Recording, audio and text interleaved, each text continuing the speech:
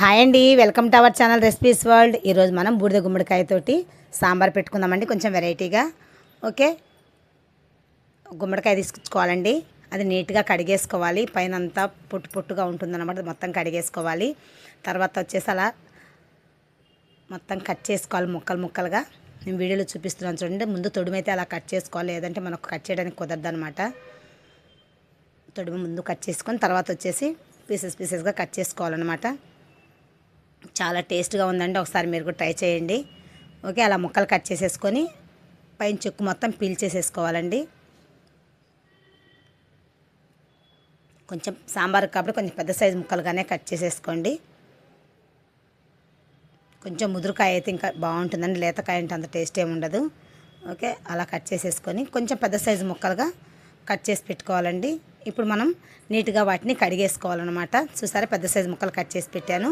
నీట్గా కట్ చేసి పక్కన పెట్టుకుందాము. కడిగేసి నీట్గా పక్కన పెట్టేసుకొని ఇప్పుడు ఒక గ్లాస్ పప్పు వేసానండి. కందిపప్పు కడిగేసుకొని 2-3 సార్లు కొంచెం పసుపు కొంచెం ఆయిల్ వేసేసి కుక్కర్ పెట్టేసుకోవాలి. ఆయిల్ వేయడం వల్ల ఏంటంటే ఎక్కువ పొంగదనమాట పప్పు. ఓకే, అది ఒక 4 విజిల్స్ వచ్చేస్తే పక్కన పెట్టేసుకోవాలండి. అది ఉడికిన తర్వాత పప్పు తీసి పక్కన పెట్టేసుకోవాలి, చల్లారుతూ ఉండిద్ది. ఇప్పుడు మనం ముందుగా కోసించుకుందాం. బూడిద గుమ్మడికాయ ముక్కలు ఉన్నాయి కదా, అవి అదే కుక్కర్లో వేసేసుకొని ఒక ఫుల్ స్పూన్ వచ్చేసి కారం, ఒక హాఫ్ స్పూన్ వచ్చేసి పసుపు, ఒక స్పూన్ వచ్చేసి ఉప్పు అండి, బాగా కలిపేసుకోవాలి. కొంచెం ఒక టమాటో, ఒక పచ్చిమిర్చి, ఒక ఆనియన్ వచ్చి ముందుగానే కట్ చేసి ఉంచుకోవాలి. ఓకే, కొంచెం టమాటో వేసేసుకొని పచ్చిమిర్చి వేసుకొని ఆనియన్స్ ఒక హాఫ్ వరకు వేసేసుకున్నాను. ఓకే, కొంచెం వాటర్ పోసేసుకొని ఇప్పుడు మనం కుక్కర్ పెట్టేసుకుందామండి.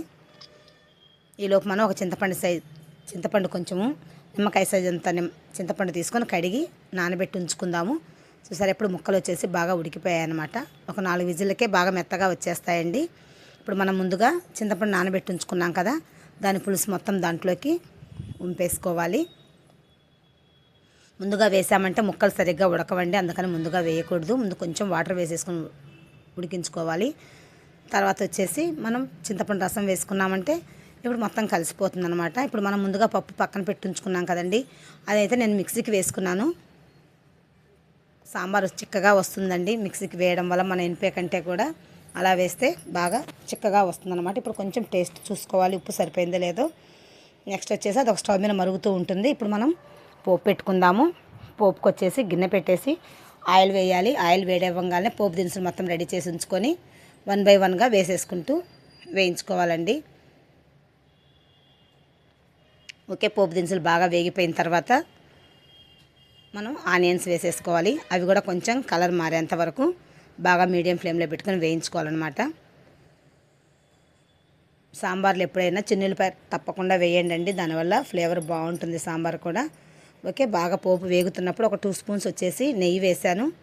నెయ్యి వేయడం వల్ల కూడా సాంబార్ టేస్ట్ వస్తుందన్నమాట. ఓకే, ఇప్పుడు మనం ముందుగా అంతా వేయించి పెట్టుకున్నాం కాబట్టి ఇప్పుడు లాస్ట్లో కొంచెం వచ్చేసి ఇంగువ కూడా వేసుకోవాలండి. ఇంగువ వేసుకోవడం వల్ల సాంబార్ బాగా ఫ్లేవర్ వస్తుంది, టేస్ట్ వస్తుందన్నమాట. మనం ముందుగా పక్కన ఉడికించి పెట్టుకున్న సాంబార్ మొత్తం అందులో పోసేసేయాలండి. తాలింపు వేగిపోయాక చూసారా, బాగా కలిపేసుకొని ఒక మూత పెట్టేసుకొని ఒక 10 నిమిషాల వరకు అలా వేగనివ్వాలి. కాగిన తర్వాత కొంచెం వచ్చేసి మధ్యలో మనం ఒక బెల్లం ముక్క వేసుకుందామండి. ఈ గుమ్మడి ముక్కల సాంబార్కి కొంచెం బెల్లం వేసుకుంటే చాలా టేస్ట్ వస్తుందన్నమాట. మళ్ళీ మూత పెట్టేసేసుకోండి.